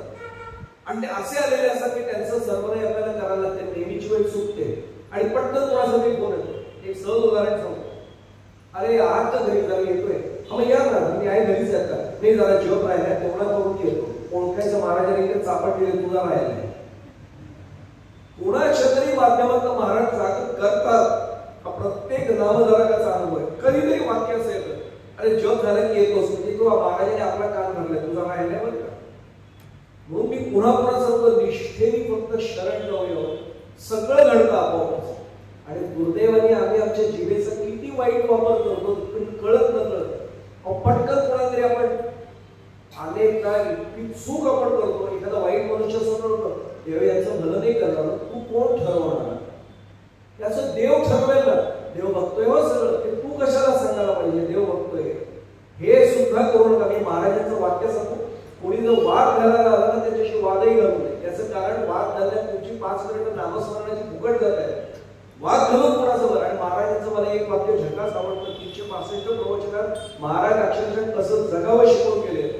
जगाला सुधारण्याच्या भानगडीत पडू नका, स्वतः सुधारा म्हणजे जग आपोआप सुधारेल. काय वाक्य आणि काय उपदेश येतो. कोण जगाला, महाराज म्हणतात तू नको या भानगडीत पडू, तू जग सुरू ठेव बस. राम बघतोच आहे ना, तू कशाला सांगते? राम बघेल हो. हे करणं सुद्धा पाप. आणि मग या जिभेने जेव्हा आम्ही हे पाप करतो ना, त्याला धोणार कसं आपण? असत्याचे मळ बैसले जे वाचे, ते न जाती साच तीर्थोदके. तुम्ही किती आता कुंभमेळ्यावर जाऊन गंगा स्नान करून या, कदाचित ही सुद्धा जाणीवपूर्वक केलेली असेल तर बाबा धुकलेले जातात. कधी भ्रष्टाचार केला आणि गंगेत उडी मारली नाही धुकला जाणार. पण कळत नकळत घडतात आता. श्वासाबरोबर काही सूक्ष्मजीव आत गेले, मारले गेलेत आपल्याकडनं. भले एखाद्याचं कोरोना व्हायरस असेल, डॉक्टरांनी दिलाय त्यावेळी काही औषध, त्यावेळी ते मेले. कळत नकळत घडलेली पापं सोडून द्या. कदाचित कायिक आणि कदाचित मानसिक पाप, कदाचित गंगा स्नानाने किंवा तीर्थक्षेत्रावर जातीने तुटते, पण असत्याचे मळ पैसले जे वाचे ते न जाती साचत तीर्थ होते ते जात नाही. मी नेहमी माझ्या आवडीचा दृष्टांत देतो. आमच्या कोकणामध्ये एक फार चांगली अजूनही पद्धत आहे. घरात काम करणारा माणूस हा नोकर म्हणून नाही वापरला जातो, तो आपल्या घरचा सदस्यच असतो. माझ्या आईचा आजोळ कोकणातच पेंढरे म्हणून तिथे एक गृहस्थ बाळू नाव त्याचं. त्या बाळूची नाही गोष्ट, मी एका वेगळ्या दृष्टांत आहे, पण मी त्याचं पाहिलंय की प्रत्यक्ष तो घरातला सदस्यच असायचा. यांच्याकडे यांच्या बरोबर तो जेवायला बसायचा. गडी म्हणून तू बाहेर बस, आणि त्याला गडी म्हणायचेच नाही. तो बाळू बाळू लहान मुलं बाळू काका, थोडा मोठा असेल बाळू दादा, तो घरातलाच. आणि सहसा असं काम करणाऱ्या सगळ्यांना बाळू हे कॉमन नाव आहे. तो एक घरात असाच बाळू होता, श्रीमंत घर. त्या दादांना एकूण ते मुलगी होती, लग्न ठरलं त्याचं. या बाळूला सगळं चांगलं होतं, एक वाईट होतं, तो तोंडाने प्रचंड फटकळ. तो काय बोलेल भरोसा नाही. म्हणजे आपण शुभ बोलते ना, तुमचं नको म्हणाल, पण मी काय म्हटलं लक्षात अशीच सवय नाही. मी त्या गमतीत नेहमी सांगतो, माझी काकू एक गेली विचारी, पण काकूला आम्ही म्हणायचं काय काकू 4 वेळा बेल वगैरे दार काय पडलं, अरे गद्दार पडण्यासाठी पडली होती. आम्ही काकूला किती वेळ नको म्हणून असं ते म्हणजे पडले त्याच्यावर. आमच्या लक्षात येतं कोकणात ते असे बोलायची सवय तिला पटकन बोलते काय. त्या बाळूला यांनी सांगितलं, बाळू उद्या ताईचं लग्न आहे, उद्या तुला सुट्टी, एक दिवस पण असं सुट्टी नाही मिळाली ना, आज सुट्टी घे उद्या. नाही असं कसं काम, असं काम सगळं उत्तर दिले म्हणजे कॉन्ट्रॅक्ट, तू नको काही करू शकता, सगळं आपण उत्तर दिलेलं आहे, अजिबात घेऊ नकोस. दादा पण ताईला अंगा खांद्यावर लहानपणापासून खेळलं, कोणा बघायला नाही मिळणार, येतो ना. अरे बाबा तुला पुन्हा जेव्हा ती पूजेला वगैरे तुला भेटायलाच होती, बोलायला देईल नाही, पण दादा येतोच म्हणतात. आणि हा सकाळी 8 वाजता हजर झालो, त्यांच्या पोटात गोळा येऊन तर बसलाय, हा काय बोलेल भरोसा. आणि मंगल कार्य म्हणतो आपण, अमंगल शब्द नको यायला. पुण्याने याला आल्यालाच आहे. बाळू वाडा स्वच्छ करून ठेवलेला आहे. वाडा म्हणजे आमच्याकडे मोठ्याला तिथे वाडा नाही, वाड्यामध्ये पलंगाची व्यवस्था केलेली, कॉन्ट्रॅक्टरच्या माणसाने त्याच्यावर गादी पण टाकून ठेवलेली, चादर ठेवले, पंखा लावलेला आहे. तिथेच ना तुला जेवायला सुद्धा तिथे पाठवतो, अजिबात तिकडे तिकडे घेऊन नको सोडून. तोंडाने पण मला काय काम असेल तर मी स्वतःला तुला सांगेन, तोपर्यंत आराम कर. तुला आजपर्यंत कधी आराम नाही मिळाला, आराम कर. बरं म्हणतो असं तो तुम्हीच म्हणताय दादा तर काय म्हणजे, पण लागलं तर हात नाही. हो आता तुम्ही सांगितलं गेला 2 मुलं मागे आलं. तर म्हणजे बाळू आता काय नाही म्हटले, दादा तुम्ही म्हटला तिथेच थांबा, म्हणजे आज काय काम नाही. नाही काम काही काम नाही म्हणजे सगळं दिलं. हे पण ऐका नव्हतं, काम नाही म्हटलं त्या शरीराची हालचाल नाही, त्या शरीराला स्वस्त बसून खायची काही सवय नाही.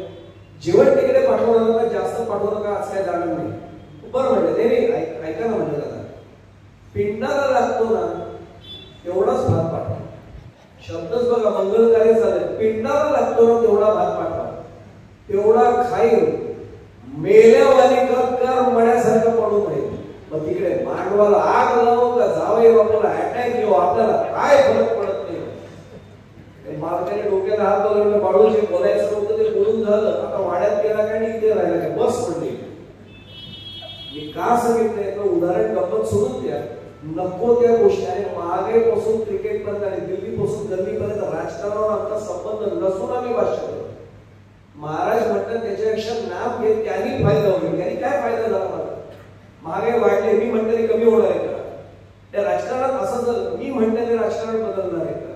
महाराज म्हणतात त्याच्यापेक्षा नामात वेळ घालव, प्रत्येक क्षण राम तुझी काळजी. आणि आपल्याला सर्वांना माहिती आहे, नाम घेतलं म्हटलं महाराजच तुमचे जर स्वतः आहेत म्हटल्यानंतर काळजीच करण्याचं काही कारण नाही. पण आमची ती अवस्था आहे, म्हणून उपाय एकच आहे जिभेला स्वच्छ करण्याचा, हरिनाम प्रक्षाळी जिव्हे. प्रक्षालन नाही का आपल्याला, मुख प्रक्षालन, हस्त प्रक्षालन, तसं जिभेचं प्रक्षालन करण्याचं साधन नाम होतं. नामामुळे सगळी वाचेची पाप जी झालेली, वाचिक पाप सगळं धुवून काढण्याची क्षमता फक्त नामामध्ये, हा त्यातला महत्वाचा भाग. मी फक्त 2-3 उदाहरणं देतो, माझी वेळ संपत आली करत. ते बघता बघता माझंच घड्याळाकडे लक्ष जात आहे, थोडा वेळ माझा शिल्लक आहे.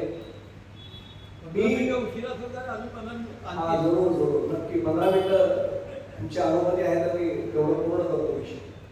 मी एक माहिती म्हणून सांगतो, या नामामुळे लाभ काय होतो आणि अनुग्रह घेतल्यावर नाम सुख केल्यानंतर लाभ काय होतो तिथे आपण चाललेलो आहे. नामाच्या नौकेत तर आपल्याला बसायचं, पण अनुक्रम्य लायसन्स घेऊन आपण बसतोय. त्याचा फायदा असा होतो की आपोआप आमची वाटचाल अकर्तेपणाने व्हायला.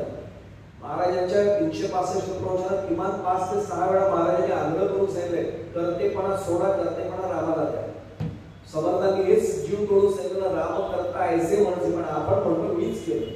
आणि किती वेळ म्हणतो पाहिजे महाराज, मी आपल्याबद्दल नाही म्हणते, मी माझा अनुभव सांगतो. जेव्हा गाडी येते ना माझ्या दाराशी, आपण आणली आहे, वडिलांकडे नव्हती पूर्वी, बंगला झाला आपण बांधला, पूर्वी नव्हता.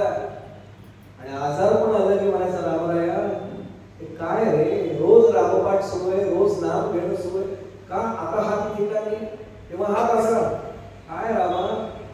आणि बाकीच्या वेळी केलं की आपल्याकडे कर्तृत्व.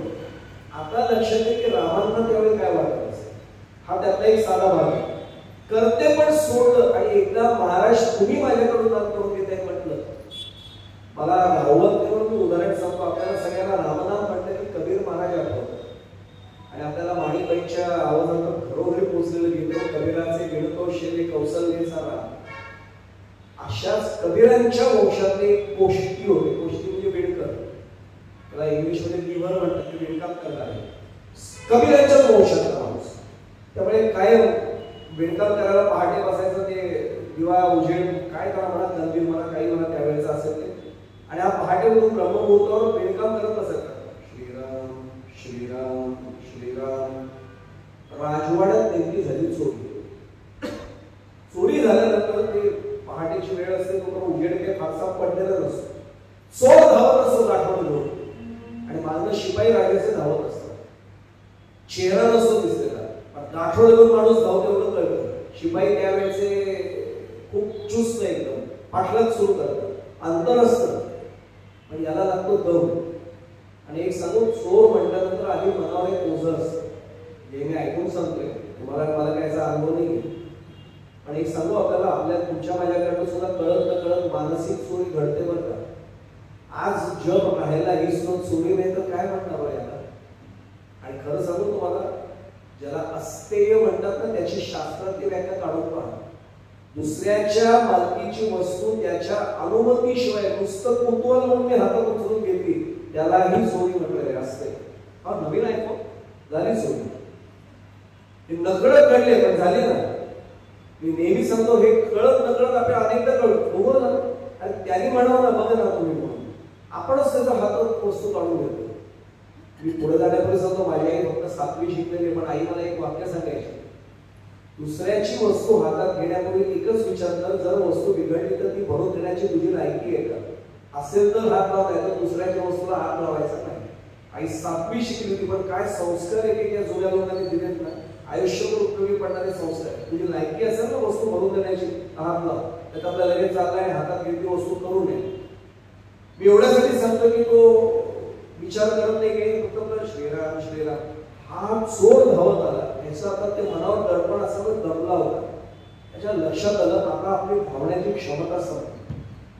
काय होईल, थोडं अजून आपण मध्यगती केली की मागणं सैनिक येणार, पकडले गेलो की काही वर्षाचा पूर्वप्रवास ठरलेला आहे. आत्ता सुटलं तर शिर सलामत तो पदरी प्रचार, पुन्हा चोरी करताय.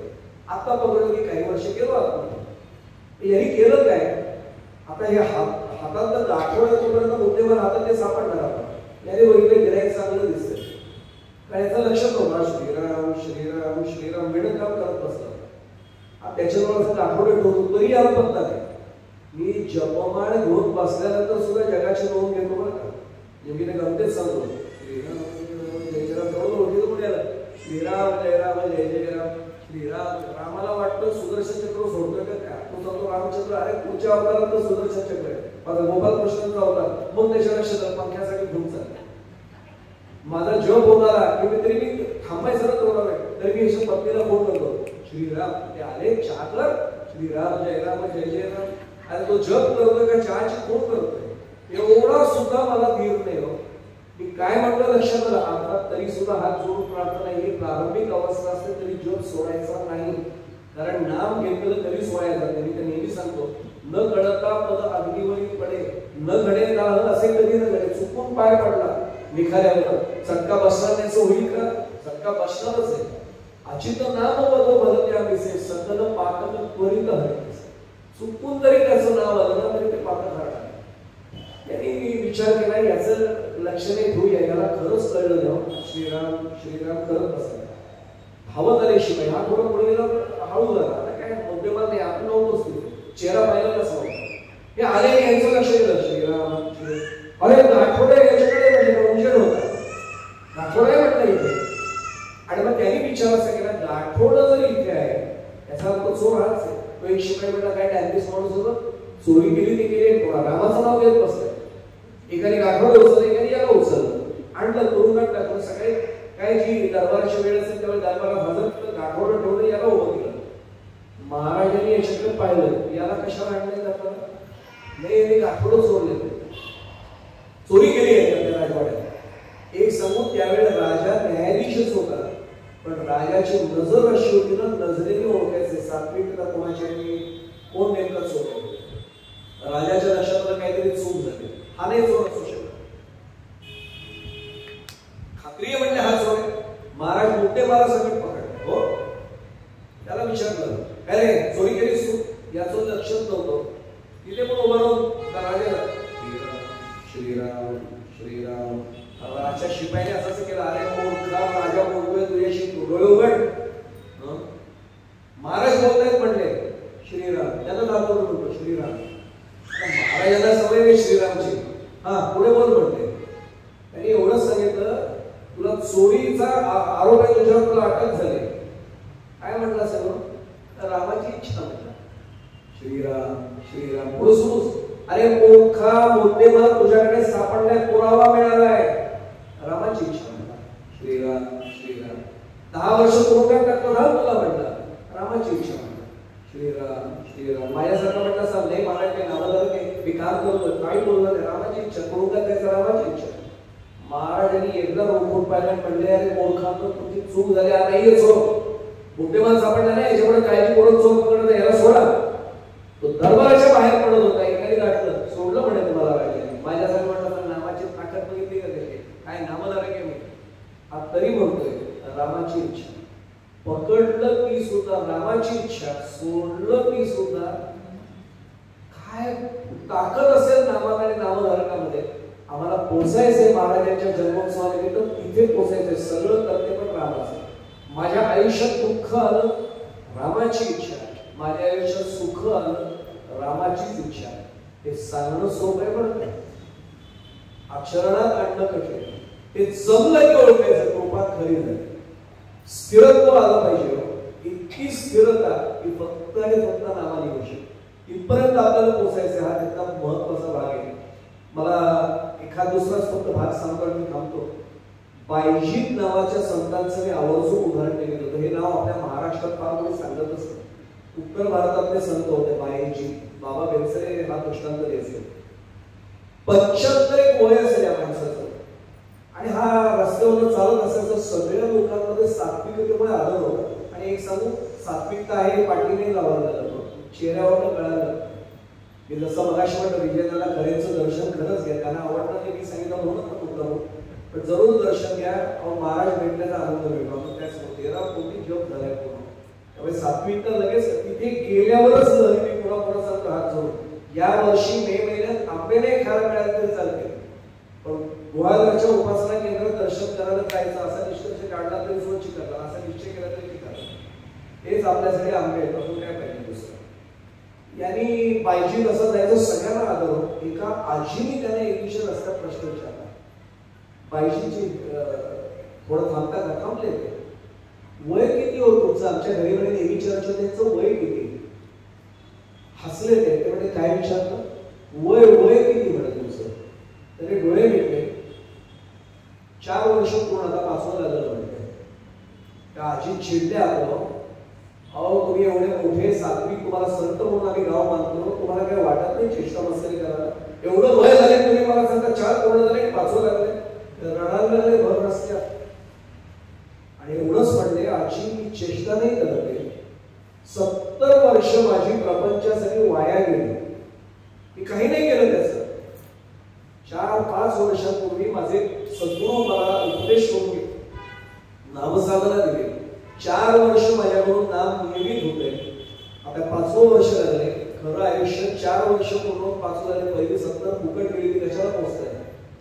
आता मी नामधारक झाले ना, हे माझं जीवन आहे, हेच माझं वय आहे. माझ्या मनात किती वेळा हा विचार आला असेल की माझं वय नेमकं किती. आपण आपल्या जन्मतारखेनुसार वय ठरवतो. मी नामधारक कधी झालो हे खरं माझं जीवन आहे. तिथून माझं खरं जीवन सुरू झालं. इथनं एक महत्वाचा भाग आहे. त्यामुळे हा भाग लक्षात घेऊन आपण नेमका त्याचा विचार केला पाहिजे. मी तर अगदी थोडासा भाग सांगतो शेवटचं हे करून. बोलण्यासारखं खूप आहे. जन्मोत्सव आहे. महाराजांचंच वाक्य आपल्या समोर सांगतो. महाराज त्यांची व्यथा सांगायची की मी गोंदवल्यामध्ये केशर कस्तुरीचं दुकान फाटलंय, पण माझ्याकडे येणारं गिराईक सहसा हिंद जिऱ्याचंच असतं. महाराजांच्या जन्मोत्सवानिमित्त आम्ही मनात विचार केला पाहिजे. मी जेव्हा महाराजांसमोर उभा राहतो, मी महाराजांच्या मूर्तीसमोर म्हणत नाही. अजून जर मला वाटत असेल ना महाराजांची मूर्ती आहे, महाराजांची प्रतिमा आहे, ओळखायचा मी खूप गुण आहे महाराजांचा. कारण महाराज स्वतः म्हणतात जेथे माझे जेथे नाव तेथे माझे प्राण. याचा तर महाराजच आहेत ना. मला अजून वाटतं ती मूर्ती आणि अजून ती प्रतिमा आहे. मला का नाही वाटत महाराज माझे आहेत माझ्या बरोबर म्हणून. आणि नाव घेतलं की महाराज येतातच. त्यामुळे आपल्या मनात असं आलं पाहिजे की महाराजांसमोर मी जेव्हा उभा राहतो, माझ्या मुलीचं असावं, माझ्या मुलाचं असावं, माझ्या आयुष्यात असावं, माझ्या घराचं असावं, हे मागत असेल. मागू नये असं नाही बरं का. ज्याच्यात देण्याची क्षमता त्याच्याचकडे मागावं. पण आम्ही पक्के वाचतो. एक सत्यनारायणाची पूजा करतो आणि द्विपद चतुष्पद सहितानां सकुटुंबानां सपरिवारानां क्षेम स्थैर्य आयु आरोग्यासकट सगळं मागतो एका पूजेत. मागितलं महाराजांचा कालचा सुद्धा विषय प्रवचनाचा काढून का नामाच्या बदल्यात मला अमुक मिळावं. पुन्हा सांगतो घरी गेल्या कालच्या प्रवचनाचा पान काढा. मी महाराजांकडे किंवा रामाकडे नामाच्या बदल्यात मला हे मिळावं असं जेव्हा म्हणतो ना, ओळखायचं की हा विषयच मी करून ठेवलाय. आणि विषय जोपर्यंत आहे तोपर्यंत ते येणार नाही. आमच्यासाठी विषय नाहीये का. मी एक साधा प्रश्न खरं सांगतो, खूप बोलण्याचा केले आणि ते 2-3 मिनिटात करतो सांगायला. रावण देऊन तेवढा पूर्ण करतो. महाराज सुद्धा देहात आले होते ना. मग देहाला जर 5 विषय आहेत, शब्द स्पर्श रूप रसगंध षट विकार आहेत, ते देहात आलेल्या प्रत्येकाला आहे. पण महाराजांना का नाही त्रासदायक ठरले. याचं कारण तुकाराम महाराजांच्या अभंगात त्याचं उत्तर आहे. विषय तो त्यांचा झाला नाराय नावडे जन धन माता. बरं आपण प्रपंच काही वाईट पडून देऊ नका. मी सांगू जन्मोत्सव आहे म्हणून मला वाटतं मुद्दामून सांगायचं आहे. समर्थांचा अवतार झाल्यावर तुला महाराजांना का अवतार घ्यावा असं वाटतं. समर्थ ब्रह्मचारी होते. मी राहू शकतोय त्या ब्रह्मचारी आश्रमात नाही ना. मी प्रपंचात आहे ना. महाराज म्हणणारे काळजी नका करू. प्रपंचात राहून सुद्धा राम प्राप्त होऊ शकतो. खरं प्राप्त होऊ शकतो म्हणणं चुकीचं. तो प्राप्तच आहे. प्राप्ताची प्राप्ती हे शास्त्राने पाप सांगितले. त्याची माझी भेट आहे. जसं समर्थच म्हणाले देव जवळी अंतरी भेटी नाही जन्मांतरी. ती गडबड होऊ नये म्हणून महाराजांच्या आपण चरणाशी आलेलो. महाराज एवढंच म्हणतात की तू प्रपंचात असलास तरी सुद्धा राम तुझाच आहे याची तुला जाणीव होईल. म्हणून महाराज गणपती एका ठिकाणी म्हटलं होतं ना, तुमचं ते एक झालं माझे 2 लग्न झाले. आता आईसाहेबांचा अधिकारी आपल्याला माहिती. महाराजांना दुसरं लग्न करण्याचं खरं सांगू आईसाहेब आमच्या आयुष्यात याव्यात म्हणून ते घडते. त्यांचा तो कृती आहे. आमच्यासारखं नाही हो त्यांचा संसार, त्यांचा प्रपंच. त्यांनी जगाचा प्रपंच नीट मार्गे लावण्यासाठी यावेळी प्रापंचिक अवतार घेतला. त्याचा सारा भाग आहे. महाराजांच्या जन्मोत्सवानिमित्त आपण एक सांगू होतं, कोणाचा घरात मोठ्यांचा वाढदिवस असला तर आपण काहीतरी त्यांना भेट देतो. महाराजांना भेट देण्याची आपली काही योग्यता नाही. एक भेट नक्की देऊ शकतो. त्यांना आवडीचं ते आवडतं तर तेच आपण द्यायचं. महाराजांना आपण वचनच देऊया. महाराज याच्यामुळे काही येऊ नये, कुठलंही संकट येऊ न येऊ. मला नेहमी दासगाव महाराजांची ओळख फार आवडतं. म्हणजे जैसे करशील तैसे करी परी दया असू दे अंतरी देवा तुझ्या बळावरी दासगणूच्या साऱ्यावर. काय करायचं ते. तर आपण महाराजांनी एकच सांगू, महाराज सुख येऊ का दुःख येऊ नाम सोडणार नाही हे वचन आम्ही तुम्हाला भेट म्हणून देतो. आज हीच तुमच्या जन्मोत्सवाच्या निमित्ताने आमच्याकडनं भेट. पण लगेच महाराजांना अडकून ठेवूया. कारण आपण भेट देणारे कोण. महाराज भेट देण्याची क्षमता आमच्यात नाहीये. ती क्षमता आमची आई म्हणून तुम्हीच आम्हाला द्यायची. आणि आईकडे हट्ट करण्याची आपली नक्की तयारी असते. लहानपणी आपण आईकडेच मागून काहीतरी आईलाच द्यायचो. महाराजांना सांगायचं महाराज कृपा करा. आम्ही सामान्य लोक, आमच्याकडनं जमणार नाहीये, पण तुम्ही आमचे गुरु माऊली म्हणतात, तुम्ही आई आहेत की नाही आमचे. आणि एक पुन्हा पुन्हा सांगतो, महाराजांसमोर मोठेपणा घेऊन कधीच जायचं नाही. मी जर महाराजांसमोर एवढं वर्ष प्रवचन केलं कीर्तन, महाराज म्हणजे 10 जन्म किमान शिल्लक गेले, कधीच नाही जायचं. महाराजांसमोर शरणागती पत्करूनच जायचं. आणि शरणागती याचा अर्थ मला अन्य आश्रयच नाही. आपण काय करतो माहितीये, डॉक्टरांकडे बसल्यानंतर महाराजांनी गेले होतो, महाराज तुमच्या भरोशावर आहे, आणि तरी डॉक्टर जातात, डॉक्टर सगळं व्यवस्थित होईल ना, वाचतील ना ते. अरे तू एकदा म्हणतोय महाराजांवर सोपवलंय, पुन्हा डॉक्टरांचा आदरून काय विचारतोय, याचा अर्थ अर्धी श्रद्धा आहे, अर्धी कमी आहे. महाराजांवर सोपवलंय ना, त्यांची इच्छा असेल तर जीव त्यांचा राहील, त्यांची जीव इच्छा असेल तर जीव नाही राहणार, सोडणार त्यांच्यावर. ही तयारी होणं फार कठीण आहे मनाची, पण ही झाली की ओळखायचं खऱ्या अर्थाने आपण नामधारक होण्याच्या दिशेने किमान पहिलं पोहोचतो. ब्रह्मानंद महाराजांना आठवण डोळ्यासमोर, कोरेगावहून अनवाणी पायाने सद्गुरूंची भेट होईपर्यंत चालत जाणारा हा शिष्य, आणि कोरेगाव पासून चालत गोंदवले कधीतरी प्रयोग करून बघू अनवाणी. आणि महाराजांची जर संध्याकाळपर्यंत भेट नाही झाली ना, पाण्याचा थेंब नाही घ्यायचे कोणता. ब्रह्मानंद महाराज म्हणत कठीण आहे आमच्यासाठी, पण निदान अनुगंतून स्वतः परत दुसरं यदि न शक्य ते, पण स्वतः अनुगंतव्य मार्गस्थ नावासाठी निदान थोडं चालण्याचा तर प्रयत्न करू. वाट तर नाही चुकणार आमची. ब्रह्मानंद महाराजांना पण आज आपण आणूया, कारण त्यांचे परमोच्च शिष्य आहेत, त्यामुळे ते नक्की आधी आपला ऐकतात सगळं. ब्रह्मानंद महाराज आमच्या डोक्यावर पहिला तुम्ही हात ठेवा, आणि मग आम्ही महाराजांकडे हाच हट्ट करू, महाराज आज तुमच्या जन्मोत्सवानिमित्त आम्हाला हा संकल्प सोडायचा आहे की आमचं नाम कधी राहणार नाही, पण हा संकल्प पूर्ण होण्यासाठी जे बळ जे लागणार आहे महाराजांकडे आम्हाला तुम्ही मिळवून द्या, विषय संपला. आणि महाराजांनी एकदा तुमच्या माझ्या मस्तकावर हात ठेवला की बाळा अजिबात काळजी करू नको, तुझा हा संकल्प पूर्ण होईल, आपला विषय संपला. एवढंच काम आजच्या या जन्मोत्सवानिमित्त आपण करूया. बोलण्यासारखं खूप आहे, नाम म्हटल्यानंतर आपण सगळे वेळे होत, नामावर किती तास बोललं तरी नाम पूर्ण मी सगळे बाजूला करतो.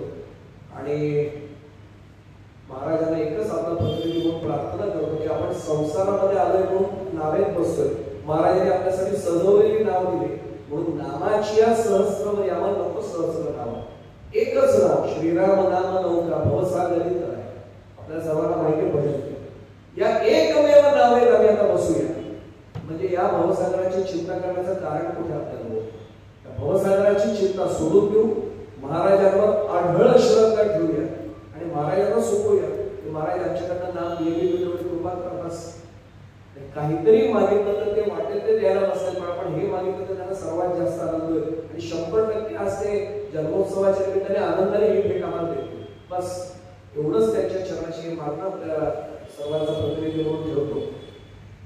आपल्या सर्वांच्या चरणी पुन्हा एकदा नतमस्तक होतो की आपल्यामुळे हे संयोजकांना, साखरेकरांना सुद्धा आणि सगळ्यांना धन्यवाद एवढ्यासाठी म्हणता कृतज्ञता म्हणून नमस्कार असं म्हणतो की आपल्यामुळे मला सर्व भगवत भक्तांचं आणि माझ्या गुरुबंधू गुरुभगिनींचं पुन्हा एकदा दर्शन घडलं.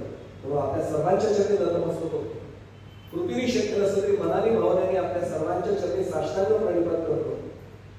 एकच माझी प्रार्थना आहे, कृपावंत व्हा आणि आपल्या आशीर्वादाचं दुनियात माझ्या मस्तकावर कायम ठेवा ही प्रार्थना आपल्या सर्वांच्या चरणी ठेवतो. श्री महाराजांना मगाशीच प्रार्थना की आमच्याकडून नामात खंडच पडणार नाही एवढी आशीर्वादाची भेट आम्हाला तुम्ही आज तुमच्या जन्मोत्सवात निमित्त द्या ही प्रार्थना त्यांच्या चरणाशी ठेवतो. झालेली सेवा रामरायांच्या आणि महाराजांच्या चरणी समर्पित करून इथेच वाणीला पूर्ण देतोय. कृष्णाय वासुदेवाय हरे परमात्मने प्रणतक्लेशनाशाय गोविंदाय नमो नमः. राजाधिराज प्रभु रामचंद्र भगवान की जय. महारुद्र हनुमान की जय. सद्गुरु श्री ब्रह्मचैतन्य महाराज की जय. श्री ब्रह्मानंद महाराज की जय. जय जय रघुवीर समर्थ. श्रीराम श्रीराम श्रीराम.